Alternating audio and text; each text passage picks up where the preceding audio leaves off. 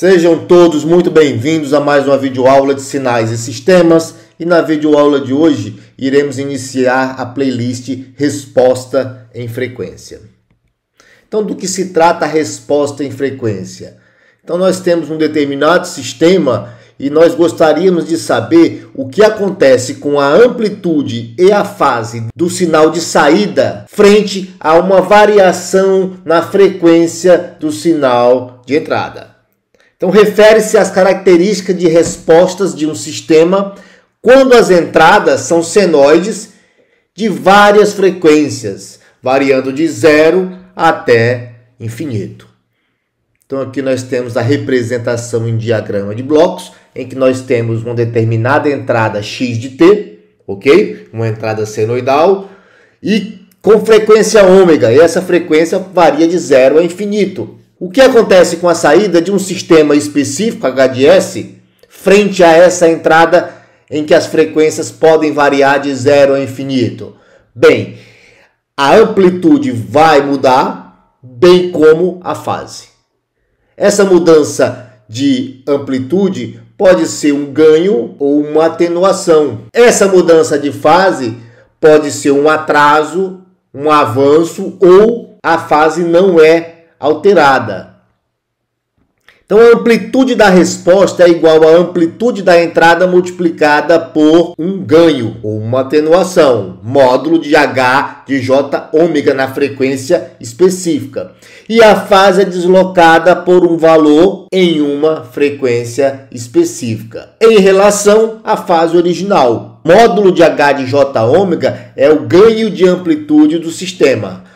Entretanto, entenda que esse ganho pode ser menor do que 1, ou seja, na verdade não é um ganho, é uma atenuação. A gente tem que ter sempre isso em mente.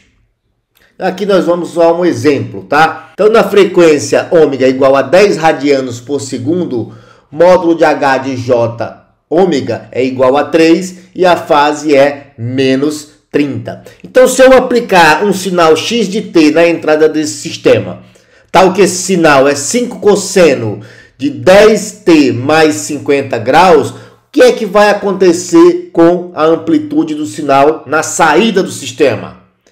Bem, ele vai ser multiplicado por 3, então ele vai realmente ter um ganho de amplitude.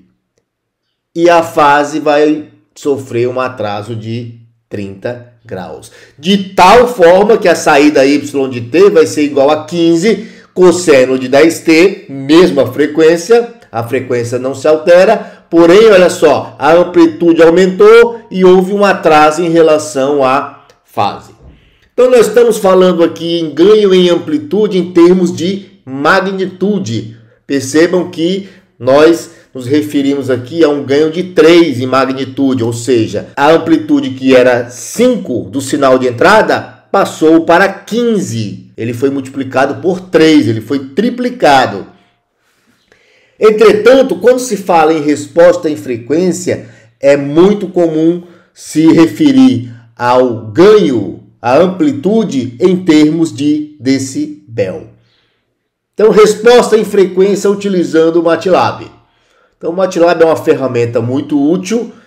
Hoje em dia não faz sentido se traçar, por exemplo, a resposta em frequência manualmente. O MATLAB nos traça essa resposta em frequência de forma muito simplificada. Basta que nós forneçamos a função de transferência, HDS, em termos de numerador e denominador, e o MATLAB nos traça a resposta em frequência, nos traz o diagrama de Bode. Então aqui nós temos duas linhas de código que nos permitem rapidamente traçar a resposta em frequência para esse sistema. Então olha só, nós temos a magnitude, como eu tinha mencionado, em dB e a fase em grau para cada frequência. Nas frequências mais baixas, a gente percebe que ocorre uma atenuação e nas altas frequências a amplitude se mantém a mesma. Sempre que a amplitude em dB for negativa, nós temos uma atenuação. Quando a magnitude em dB for 0, equivale a um ganho unitário. Acima de 0 eu tenho uma amplificação. E aqui nós temos a relação do ganho entre dB e magnitude. Então o primeiro gráfico é a resposta em amplitude e o gráfico mais abaixo é a resposta em fase. Então aqui eu trouxe a mesma resposta para esse sistema em termos de sinais no domínio do tempo. Então eu tenho o sinal F1, que é aplicado na entrada do sistema, e o sinal F2, que é atenuado e ocorre uma alteração na fase, na frequência ômega igual a 2 radianos por segundo. Então é só para o aluno conseguir visualizar o que ocorre com o sinal. Então o sinal foi atenuado e houve um avanço na fase. Então vamos ver aqui algumas respostas em frequências de alguns sistemas ideais.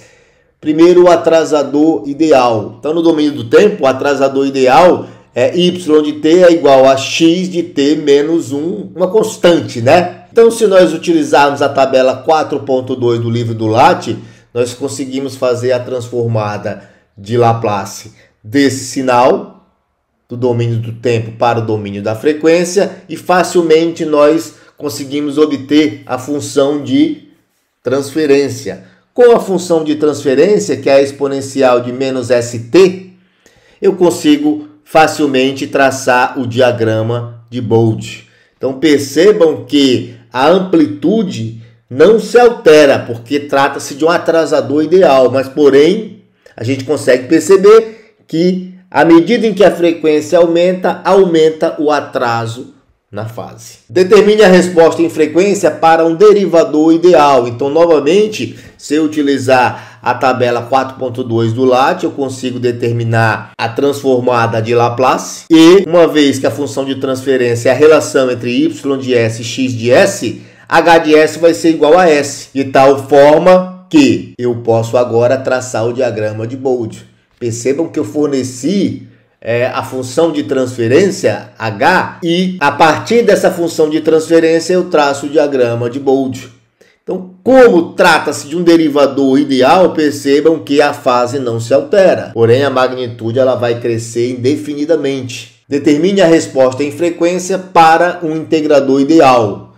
Então aqui nós temos o integrador ideal no domínio do tempo, no domínio da frequência. A função de transferência de um integrador ideal é 1 sobre S. Nós já vimos isso, o bloco integrador, quando nós falamos sobre implementação de sistemas. Então aqui nós temos a função de transferência e o comando Bode da função de transferência vai me fornecer a resposta em frequência. Então percebo novamente que a fase não se altera, trata-se de um integrador ideal, porém a magnitude ela vai decrescendo indefinidamente. Por fim, o exercício E4.14 do Latte é um exercício de aprendizado. Determine a resposta de um sistema linear contínuo invariante no tempo, especificado pela equação diferencial abaixo para uma determinada entrada x de t. E essa entrada x de t é dada 20 seno de 3t mais 35 graus. Ou seja,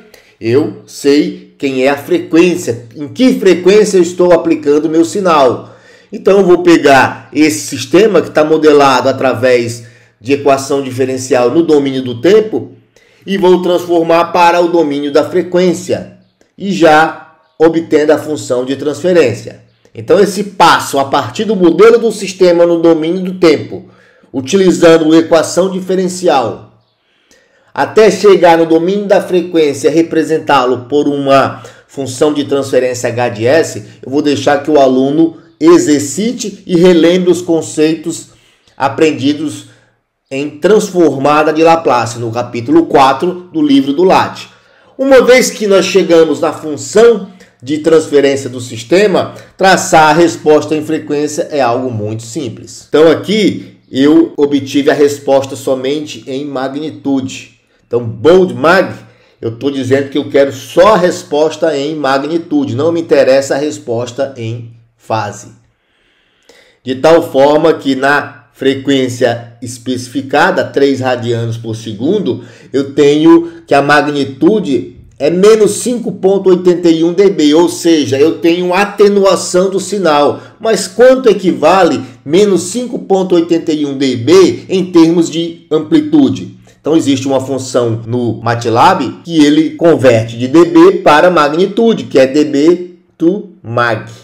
Essa função que eu acabei de mostrar. Então aqui ele faz a conversão e como resultado, nós temos 0,5123. Multiplicando 0,5123 por 20, que é a magnitude do sinal de entrada, eu tenho que o sinal de saída é igual a 10,23, seno de 3T. Eu não mostrei a fase, mas é possível obter essa fase aqui através da resposta em frequência completa. Exercício: obtenha o diagrama de Bode para a seguinte função de transferência. Então, a função de transferência possui a multiplicação de dois polinômios no numerador e também a multiplicação de dois polinômios no denominador. Então, eu posso desenvolver esses polinômios e obter a resposta em frequência como nós já havíamos obtido. Ou uma outra forma é fazer a convolução entre esses dois polinômios. Então, eu posso utilizar a função conv do MATLAB e realizar a convolução desses dois polinômios, assim no numerador e no denominador. E Bode dessas convoluções, eu consigo a resposta em frequência para essa função de transferência. Agradeço a todos que assistiram esta videoaula e até a próxima.